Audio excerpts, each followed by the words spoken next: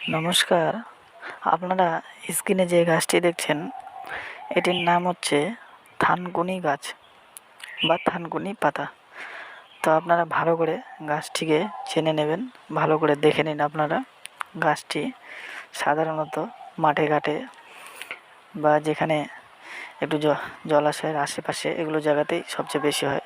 বেশিরভাগই রাস্তার দুধারে, জমির আলে, এসব জায়গায় এসব গাছ বেশি হয়। তো এটি হচ্ছে থানকুনি পাতা, আমাদের গ্রাম্য ভাষায় আমরা এটাকে লাফাতি বলি। তো বেশিরভাগ মানুষই এটাকে থানকুনি নামেই চেনে। তো এই গাছের বহু গুণ আছে, তো তার মধ্যে কয়েকটা গুণের কথা আমি বলছি। আর এই গাছগাছড়ার গুণ সম্বন্ধে জানার আগে অবশ্যই আমাদের ভিডিওগুলোকে লাইক করে দেবেন, বন্ধু বান্ধবের কাছে শেয়ার করে দেবেন, আর সাবস্ক্রাইব করে আমাদের পাশে থাকবেন। আর সাবস্ক্রাইব করতে কোনো পয়সা লাগে না, অবশ্যই সাবস্ক্রাইব করে দেবেন। তো প্রথমে বলে দিই, যাদের আমাশয় রোগ হয় বা পেটের গোলযোগ বা অনেক সময় পেটে গরম হয়, তাদের জন্য এই গাছটি খুব উপকারী। যদি আমাশয় রোগ বা পেট গরম হয় তো সেক্ষেত্রে আপনারা 8-10টা পাতা নেবেন, সামান্য কিছুটা পরিমাণে আদা নিয়ে সেটাকে শিলপাটার মধ্যে বেটে নেবেন।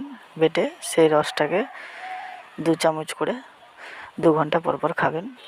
এতে আপনার আমাশয় রোগটি সম্পূর্ণ ভালো হয়ে যাবে। যতক্ষণ ভালো না হবে 2 ঘন্টা পর পর 2 চামচ করে খাবেন, দেখবেন উপকার অবশ্যই পাবেন।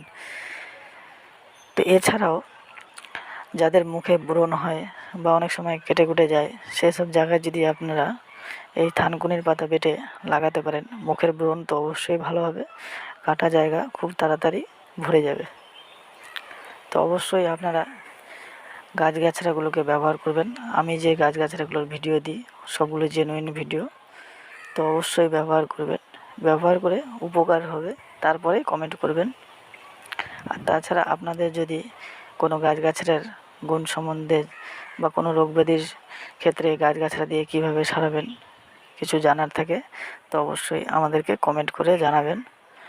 আমরা নানা রকম গাছগাছড়া দিয়ে আপনাদের রোগ ব্যাধি কীভাবে ঠিক করা যায়, নানা রকম রোগের ক্ষেত্রে কোন কোন গাছগাছড়া বা কীভাবে সহজেই ঠিক করা যায় সেসব নিয়ে ভিডিও দিয়ে থাকি।